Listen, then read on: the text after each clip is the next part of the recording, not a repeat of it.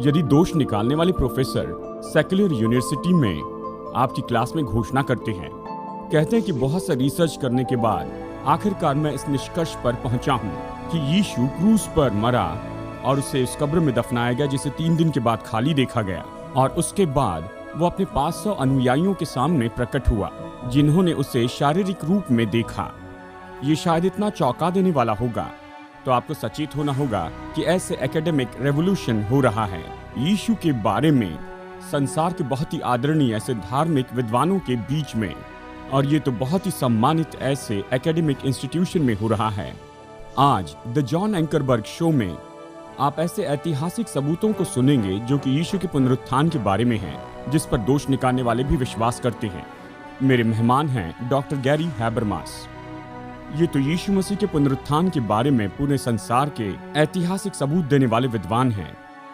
ये चेयरमैन हैं department of philosophy liberty university में, और इन्होंने 39 किताबें लिखी हैं, मिलकर लिखी हैं या एडिट की हैं, और 100 से भी ज़्यादा आर्टिकल्स और रिव्यू लिखे हैं बुद्धिमत्ता के जर्नल और दूसरे पब्लिकेशंस के लिए।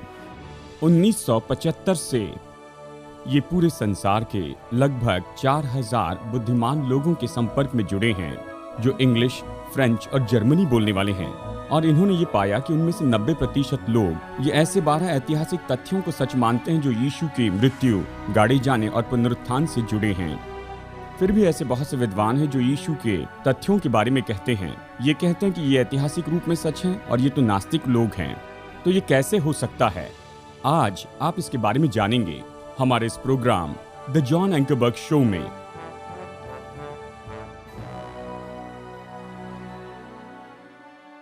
प्रोग्राम में स्वागत है। मेरा नाम है जॉन एंकरबर्ग। मेरे साथ जुड़ने के लिए धन्यवाद। जैसे आपने सुना, मेरे मेहमान हैं डॉक्टर गैरी हैबरमास, और हम चर्चा कर रहे हैं कि यीशु के पुनरुत्थान के लिए कौन से ऐतिहासिक सबूत हैं जिसने दोष निकालने वाले विद्वानों की पीढ़ी को ही बदल दिया है। ऐसे कौन से ऐतिहासिक तथ्य हैं जो दोष निकालने वाले और नास्तिक भी कहते हैं कि वो मानते हैं कि ये तो ऐतिहासिक सत्य हैं। और आज मैं इस बात के साथ शुरू करना चाहता हूं। एक छोटी क्लिप दिखाऊंगा डिबेट से, जिसमें गैरी जुड़े थे और मैंने साथ ही न्योता दिया था संसार के लीडिंग फिलोसॉफिकल नास्तिक को, जो कि 40 साल से हैं। इनका नाम है डॉक्टर एंथनी फ्लू। ठीक है, और मैंने पूछा डॉक्टर फ्लू से कि यदि वो सुनेंगे इन ऐतिहासिक तथ्यों को जो गैरी विश्वास करते हैं कि ये तो ऐतिहासिक हैं, और मैं जानना चाहता हूं और क्या डॉक्टर एंथनी फ्लू इन तथ्यों को, ऐतिहासिक तथ्यों को सही सच रूप में मानते हैं। और जिन 5 पर हम चर्चा कर रहे हैं उसके बजाय इस डिबेट में गैरी ने 12 तथ्य रखे। ठीक है, और मैं चाहता हूं कि आप सुनिए कि ये 12 क्या हैं जिस पर इन्होंने चर्चा की थी, और फिर मैं चाहता हूं कि आप सुनिए डॉक्टर एंथनी फ्लू ने इन तथ्यों के बारे में क्या कहा था जिसे डॉक्टर गैरी हैबरमास ने रखा था। तो आइए इस क्लिप को देखते हैं। आप इसके बारे में बताइए कि जब आप मिशिगन में अपनी पीएचडी कर रहे थे, आप खुद दोष निकालने वाले थे, और सच तो यह है कि इन्हीं तथ्यों ने आपको यीशु पर विश्वास करने में लाया, और आपने ये भी कहा है कि कम से कम 12 ऐतिहासिक तथ्य हैं जो सामान्य रूप में अभी सभी दोष निकालने वाले विद्वान मानते हैं। तो मैं चाहता हूं कि आप इसके बारे में हमें बताइए। तो आइए इसे शुरू करते हैं।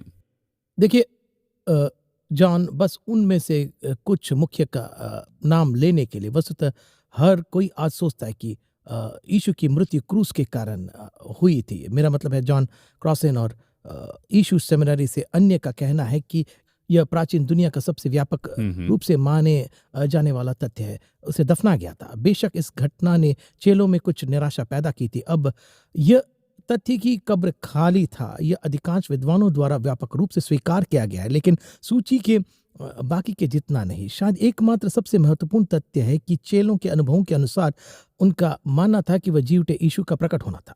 उसके परिणाम स्वरूप वे परिवर्तित हुए। पुनरुत्थान उनका केंद्रीय संदेश था। उन्होंने यरूशलेम में प्रचार किया, कलीसिया पैदा हुआ। हमारे पास कुछ व्यक्ति है जैसे कि याकूब और पौलुस, 2 पूर्व संशयवादी, एक परिवार संदेहवादी, एक बाहरी व्यक्ति जिसने ईसाइयों को सताया, और वे भी ऐसे अनुभव से मसीह की ओर आए जो कि वे विश्वास करते थे जो जी उठे यीशु का प्रकट होना था।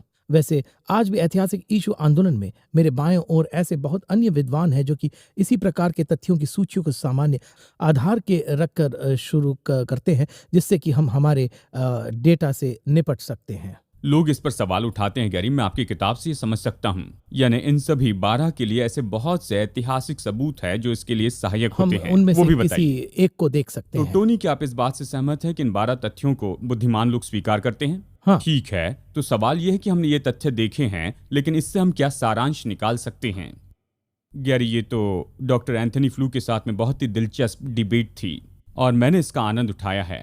मैं चाहता हूं कि लोग इस बात को समझें, जैसे कि आपने इस डिबेट में 12 ऐतिहासिक तथ्यों को बताया था और उस समय के 40 साल से संसार के सबसे विख्यात नास्तिक, उन्होंने कहा हाँ, ये तो सच्चे तथ्य हैं, हम इसे फिर से देखना चाहते हैं क्योंकि ये सारे तथ्य, यानी इनमें से हर एक पर हम लड़ते हैं कि विद्वानों के इस लाइन पर लेकर आए जहां पर आज हम हैं। ठीक है, चलिए इसे क्रमानुसार देखते हैं। तो सबसे पहले यीशु की मृत्यु क्रूसीकरण के कारण हुई। आज भी संसार में ऐसे बहुत से लोग हैं जो विश्वास नहीं करते हैं कि यीशु को क्रूस पर चढ़ाया गया था। इसके बारे में आप क्या कहेंगे? देखिए, मेरा मतलब ये इस बात पर निर्भर करता है कि आप कितनी दूर पीछे जाना चाहते हैं, लेकिन मुझे ये सोचना अच्छा लगता है। आइए 3 विद्वानों के बारे में बात करते हैं कि वे क्या करते हैं। जीसस सेमिनार के 2 संस्थापक जॉन डोमिनिक क्रॉसन, मार्कस बोग, दोनों ने ही बहुत ही समान शब्दों में कहा कि वे यीशु के सूली पर चढ़ने को या तो यीशु के जीवन में सबसे सुरक्षित तथ्य या प्राचीन दुनिया के सबसे सुरक्षित तथ्य मानते हैं। जी, तो बहुत ही सुरक्षित। जॉन डोमिनिक क्रॉसन कुछ डेटा भी देते हैं जिसे सुसमाचार प्रचारक अक्सर पाशंसक विद्या में प्रयोग करते हैं। वह कह रहा है श्वासावरोध, बरछे घाव व इस तरह की बातें कर रहा है। लेकिन हाल ही में मुझे लगता है कि पूरे जोर से पॉल मॉयर, पश्चिमी मिशिगन विश्वविद्यालय में निवृत्त प्राचीन इतिहास के प्रतिष्ठित प्रोफेसर पॉल ने कहा कि प्राचीन दुनिया में कई ऐतिहासिक घटनाएं एक ही स्रोत से स्थापित होती है और 2 या 3 एक घटना को अखंडनीय बनाते हैं। ठीक है, आगे चलते हैं। क्रूस पर चढ़ना और हमारा स्रोत कौन है? बॉट एहरमन। सूली पर चढ़ाए जाने के स्वाधीन सूत्र कितने हैं? बॉट एहरमन 15 का सूची बनाते हैं। अब उनके पास इससे बड़ी एक सूची कहीं और हो सकती है, लेकिन मैंने उनकी कई सूचियों को पाया और उनमें से सबसे अधिक 15 है और उनमें से 4 ऐसे स्रोत हैं जो नए नियम में भी नहीं पाए गए हैं। जी, यहाँ पर मैं आपसे एक सवाल पूछना चाहता हूँ। जैसे कि कुछ लोग कहते हैं कि सच में यीशु नहीं मरे, और मैं ये कहता हूँ कि यदि आप एक रोमी सिपाही हैं और आपने कई लोगों को क्रूस पर चढ़ाया है, ठीक जरूर। है, तो ऐसे कौन से शारीरिक चिन्ह हैं जिसे देखने के द्वारा आप निश्चित हो जाते हैं कि क्रूस पे चढ़ाया गया वो व्यक्ति मर चुका है? मुझे ये विवरण बताइए। देखिए, मान लेते हैं कि Marcus Borg, John Dominic Crossan, Ehrman की टिप्पणी हमें क्रूस तक ले जाता है। अब हम पूछते हैं, क्या क्रूस ने उसे खत्म कर दिया था? क्या हम जानते हैं कि वह निकाले जाने से पहले मर चुका था? वह यहाँ था ठोस 15 स्वतंत्र स्रोतों में। यह अविश्वसनीय है। अब हम कैसे जानते हैं? अब आप कह सकते हैं रोमन सैनिकों ने शरीर रचना विज्ञान नहीं पढ़ी है, लेकिन वे जानते थे कि लड़ाई में किसी को तेजी से मार गिराने आपको छुरा कहाँ मारना है। वे ये सबसे अच्छे जानते थे, लेकिन आप फिर भी कह सकते हैं वो आदमी नशे में था। मेरा मतलब, आप कुछ भी चाहते हो कह सकते हैं, लेकिन ऐसे कोई संकेत है जो कि हमें बताते हैं कि यीशु सूली से जिंदा नहीं उतरा था। ये एक है। मैं उन सभी तरीकों के बारे में सोचता हूँ जिससे कि यीशु की मृत्यु हो सकती थी। हो सकता है सिर काटना, उन सभी तरीकों से जिससे वह मर सकता था। क्रूस पर चढ़ना इस अर्थ में असफल है कि क्रूस पर मृत्यु अभी भी श्वासावरोधन से मृत्यु है। तो आप सांस लेने के लिए ऊपर की ओर जाते हैं, आप गुरुत्वाकर्षण के कारण नीचे की ओर जाते हैं और वह दर्दनाक होता है और आपके पैरों पर कील है और आप फिर से श्वासवरोधन में होते हैं। वैसे जॉन डोमिनिक क्रॉसन भी इस प्रक्रिया के बारे में फिर से कहते हैं। तो यदि वह किसी भी समय के लिए क्रूस पर नीचे हैं, तो एक शराबी रोमन सैनिक होकर भी आप ऊपर देख सकते हैं और देख सकते हैं कि वह नीचे है और वह 30 मिनट तक हिला नहीं है। यह ऐसे कहने की तरह है कि तुम्हें कैसे पता कि वह नाटक नहीं कर रहा है?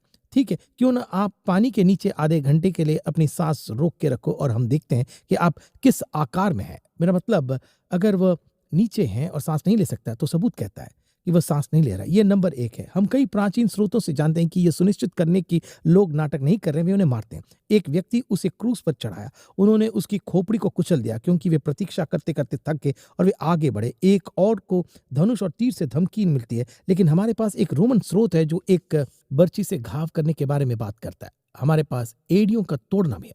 वे एड़ियों को क्यों तोड़ते हैं? ताकि आप फिर से ऊपर की ओर धक्का न दे सके। नीचे लटकना मौत के बराबर है, बहुत स्पष्ट है। हमारे पास अन्य कारण है। उदाहरण के लिए प्रसिद्ध डेविड स्टॉट्स आलोचनात्मक लेख जो कि है वह क्रूस से निकलते समय किस आकार का हो, अच्छा नहीं। हमारे पास 60 के दशक में एक वाक्यांश था, हम कहते थे मौत के करीब, और ऐसा ही एक क्रूस का शिकार दिखता है, बहुत बुरा हाल। और जैसा कि डेविड स्ट्रॉस ने कहा, यदि यीशु संघर्ष करके कब्र से बाहर आता है और अपने चेलों को दिखाई देने की कोशिश करता है और वह लंगड़ा रहा है और उसका खून बह रहा है और वह पीला होता है और वह अपना शरीर पकड़े रखा है और उसके घाव को फिर से खोल रखा है, हो सकता है कि आप चेलों को मना लें कि आप जिंदा है क्योंकि आप बात कर रहे हैं, लेकिन आप उन्हें विश्वास नहीं दिला पाएंगे कि आप जी उठे हैं। जिंदा रहना और जी उठना दो अलग चीजें। तो क्रूस ये गारंटी देता है कि आप जी उठाए नहीं जा सकते। तो बहुत सारे संकेत, अगर वहां ऊपर है तो या नीचे जीवित नहीं आया, या फिर किसी को यह नहीं मना पाएगा कि वह जी उठाया गया ठीक था। है। दूसरा तथ्य है कि बड़े आदर से उसको दफनाया गया, यानी उसे गाढ़ा गया। इसके लिए क्या सबूत है? देखिए, मुझे लगता है कि जब लोग कुछ अन्य बातों को कहने की कोशिश करते हैं, वह एक सामान्य कब्र में फेंक दिया गया या इसी तरह उन्होंने क्रूस पर चढ़ाया, कि वे पीड़ितों को इसी तरह क्रूस पर चढ़ाते हैं। सच में जोहनम नाम का एक आदमी था जिसकी सूली पर चढ़ाने से जाने के बाद की हड्डियों की खोज 1968 में जेरिको के बाहर एक कब्रिस्तान में की गई थी। बात यह है कि उसकी हड्डियां एक हड्डी के डिब्बे में थी। एक हड्डी के डिब्बे में होना यह दिखाता है कि आपको सम्मानपूर्वक दफनाया गया था, क्योंकि किसी को आपकी हड्डियों को इकट्ठा करना था और उन्हें वापस डिब्बे में रखना था। एक सूली पर चढ़ाया गया पीड़ित है जो सम्मान से दफनाया गया था। अभी भी जानकारी एक और पीड़ित, तो इसका यह मतलब नहीं कि उन्हें एक ही कब्र में डालना है। और इसके अलावा सामान्य कब्र परिदृश्य, आपके पास कितने स्रोत होते हैं? उन्हें एक सामान्य कब्र फेंका गया था, शून्य। आपकी तरफ से क्या? वे अक्सर ऐसा करते हैं। ठीक है, आपके पास कितने? शून्य। हमारे पास कितने हैं? ये सम्मानजनक दफना था। सभी 400 समाचार आलोचकों के लिए केवल 2 स्रोत हैं। मैं उसे मार्कुस और यूहन्ना के रूप में कहूंगा। ये 2 है।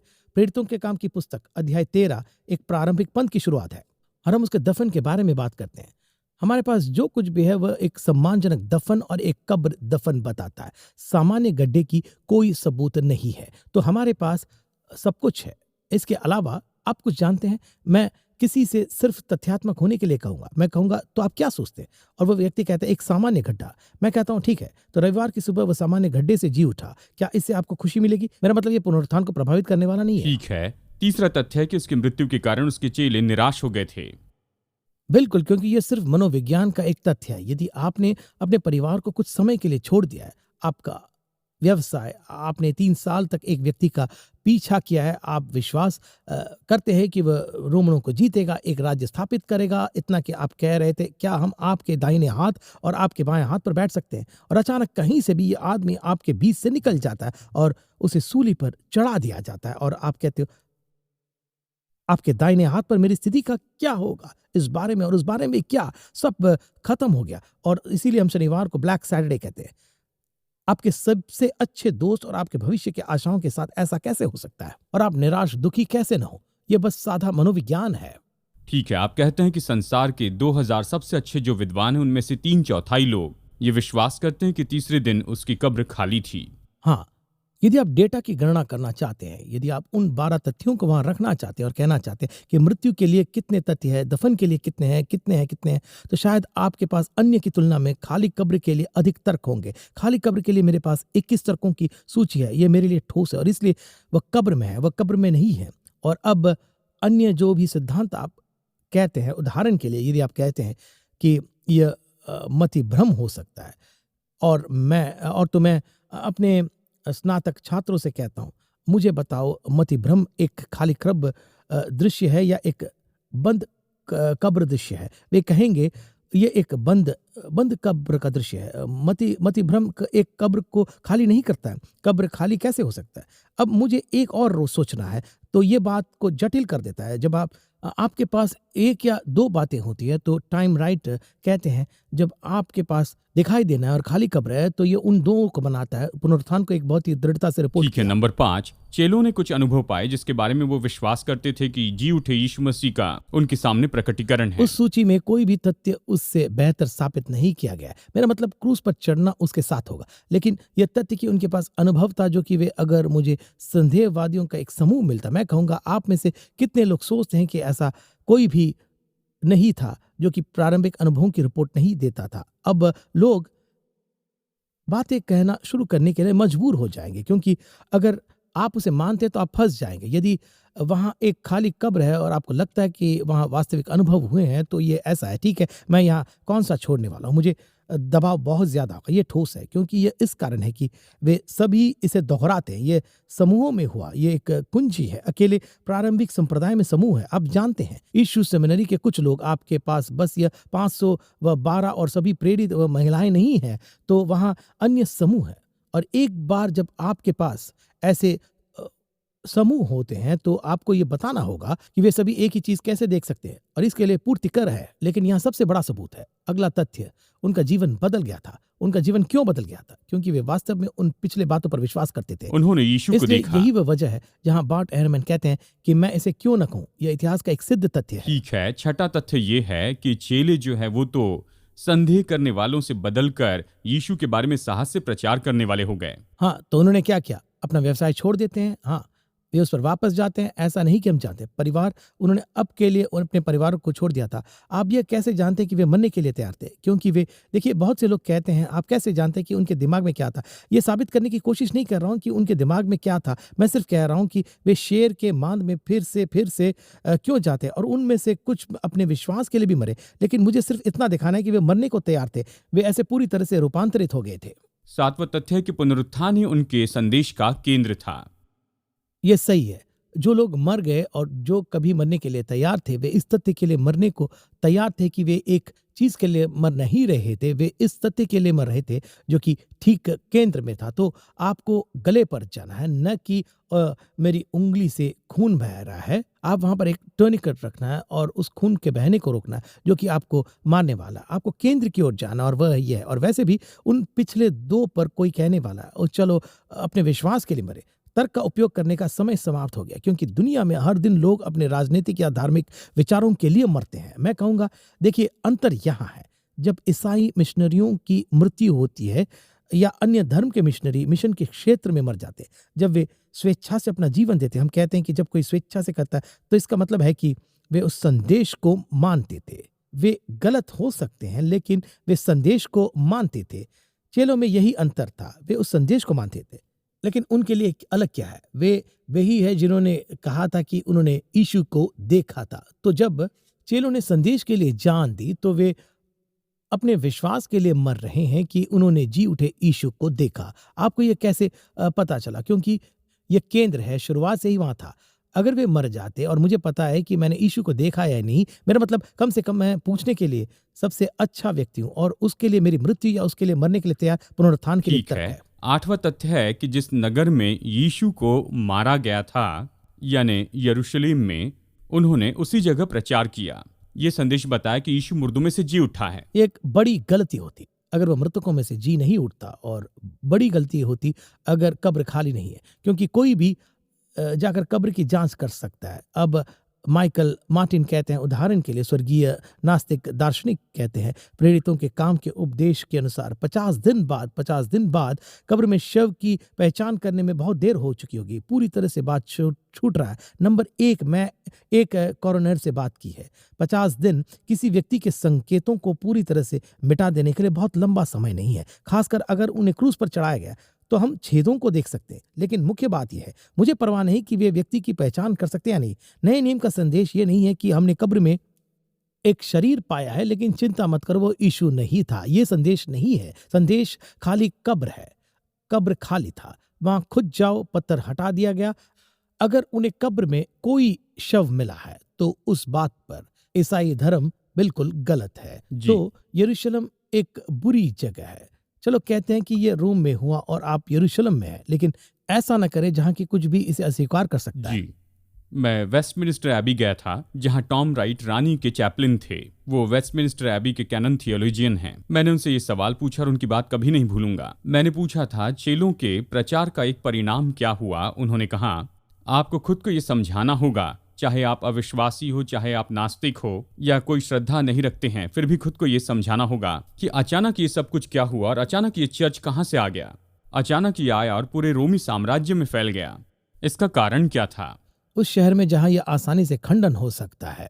जी, यानी ये सच्चाई है कि कलीसिया का जन्म वहां पर यरूशलेम में हुआ और यरूशलेम में वो बढ़ी। ठीक है, अगला तो बहुत ही दिलचस्प है। कट्टरपंथी यहूदियों ने यीशु पर विश्वास किया और शनिवार को नहीं लेकिन रविवार को आराधना का मुख्य दिन निश्चित किया। क्यों? क्योंकि हमारे प्रारंभिक स्रोतों के अनुसार नए नियम में भी वे यीशु के मृतकों में से जी उठे दिन को याद कर रहे थे। पहला कुरिन्थिया 15 अगला पाठ हमारे वचन में 16:1 पौलुस गरीब विश्वासियों के लिए एक संग्रह ले रहा है और वो कहता है, सप्ताह के पहले दिन हरेक को इकट्ठा करो, मैं आकर इकट्ठा करूंगा। सप्ताह का पहला दिन क्यों? वो रोमांचक है कि पुनरुत्थान के 123 अध्याय का अनुसरण करता है, तो पुनरुत्थान के कारण ही वे रविवार को मिल रहे हैं। रूढ़िवादी यहूदियों, मैं ये बताने की कोशिश कर रहा था कि आप इसे कैसे मान नहीं सकते। ये बस ये नहीं कि वह रविवार इतना विशेष था, यह कि आप उन्हें शनिवार में कैसे बदल सकते हैं। यही कुंजी है। आप ये कैसे कह सकते हैं? अब यह बहुत संभव है। मुझे लगता है कि प्रत्युत्तर यह है, शायद वे शनिवार को कलीसिया गए और रविवार को कलीसिया गए थे। हो सकता है, लेकिन रविवार को कलीसिया क्यों? जी, 11वां तथ्य यानी याकूब जो यीशु का भाई था, जिंदगी भर अपने भाई पर विश्वास नहीं करता था। वो विश्वास करने लगा जब उसने जी उठे यीशु को देखा। ठीक है, ये इतना महत्वपूर्ण क्यों है? क्योंकि याकूब एक अंदरूनी सूत्र था, एक परिवार का सदस्य, एक व्यक्ति जो शायद विनोदपूर्ण रूप से पहचानता होगा। हमेशा मैं क्यों गड़बड़ी में पड़ जाता हूं और मेरा भाई नहीं पड़ता है, और आप जानते हैं मुझे क्यों सजा मिलती है और उसे नहीं। अब आप जानते हैं वह जो भी है, याकूब ने उन चीजों को देखा है जो कि किसी ने नहीं देखा है, और फिर भी उसने विश्वास किया क्योंकि उसे लगा कि उसने जी उठे यीशु को देखा। यही कुंजी है, यही कुंजी है। विलियम लेन क्रेग ने कहा, कौन सी बात आपको सहमत करेगी कि आपके भाई प्रभु हैं? ठीक है, ये तो पुनरुत्थान के बाद प्रकट होना है याकूब के सामने। ठीक है, नंबर 12 कि पौलुस विश्वास करने लगा। पौलुस तो दोष निकालने वाला था। वो मसीह विश्वासियों को सताता था, उन्हें पकड़कर बंदीगृह में डाल दिया करता था। ठीक है, ये क्यों महत्वपूर्ण है? मुझे लगता है कई कारणों के लिए। मुझे लगता है कि पौलुस महत्वपूर्ण है सिर्फ इसलिए कि वह कौन था। वह एक विद्वान था, वह नए नियम के पुस्तकों के संदर्भ में लेखक था। लेकिन मेरे लिए पौलुस की सबसे बड़ी बात यह थी कि वह पतरस और याकूब को जानता था। गलातियों 1 और फिर गलातियों 2 में यूहन्ना था। इन्हें मैं बड़े 4 कहता हूं। पौलुस 12 में 2 से मिला है, पतरस और यूहन्ना, और 2 जिन्हें प्रेरितों में जोड़ा जाता है, पौलुस और याकूब। वे चारों ही वहां थे। चारों सुसमाचार सुनते हैं, सभी 4 सहमत होते हैं।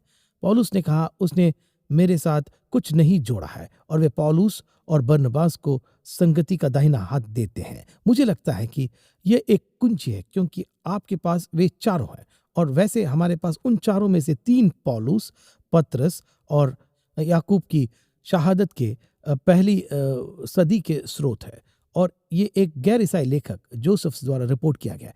तो पहली सदी के स्रोत, और हमें लगता है कि हमारे पास यूना के लिए कुछ भी नहीं है। हमारे पास यूना की शहादत के लिए एक दूसरी सदी की स्रोत है। जी, तो यह प्रारंभिक महान सामग्री है। हमारे पास 12 ऐतिहासिक तथ्य हैं जिस पर पूरे संसार के दोष निकालने वाले विद्वान सहमत होते हैं। और जो लोग हमें अभी देख रहे हैं, आप इन तथ्यों को देख सकते हैं, और हमारी सलाह यह है कि यह हमें दर्शाता है कि यीशु हमारे पापों के लिए मरे और फिर जी उठे। वो अभी भी जीवित हैं, वो परमेश्वर हैं। ठीक है, तो हमें प्रभु के साथ क्या करना है? प्रभु ने हमें चुनाव दिया है। वो जबरदस्ती नहीं करते हैं, लेकिन जब आप इन तथ्यों पर विश्वास करते हैं तो आप यहाँ पर आते हैं और कहते हैं मैं यीशु को स्वीकार करता हूँ। हाँ, ठीक है, जो लोग हमें देख रहे हैं, आप इन्हें 30 सेकंड में क्या सलाह देना चाहेंगे? मेरे लिए कोई बात नहीं कि आप किस महत्वपूर्ण विद्वान के बारे में बात करें। यीशु का केंद्र शिक्षण परमेश्वर का राज्य था, और वहां कैसे पहुंच जाए। उन्होंने राज्य के रास्ते के बारे में बात की, लेकिन यह भी कि उसके पास राज्य की चाबी है। और पौलुस लगातार हमें इस पर वापस खींचता है। आप इसके बारे में क्या करने वाले? 1 कोरिन्थियों 15 के पहले 2 वचन, मैंने सुसमाचार का प्रचार किया है। अगर आप विश्वास करते हैं तो आप उद्धार पाते हैं, यदि नहीं तो आप नहीं पाते हैं। तो क्या होने वाला है? मुझे लगता है कि एक ऐसे व्यक्ति के लिए जो कि उस मरकत शहर के लिए एक पीली ईंट का सड़क ढूंढ रहा है, कोई जो ये कहने की कोशिश कर रहा है, अरे हाँ, यह मेरी दिलचस्पी है, मुझे लगता है कि यहाँ कुछ है और जिसे मैंने नहीं देखा, मैंने पहले कभी नहीं देखा।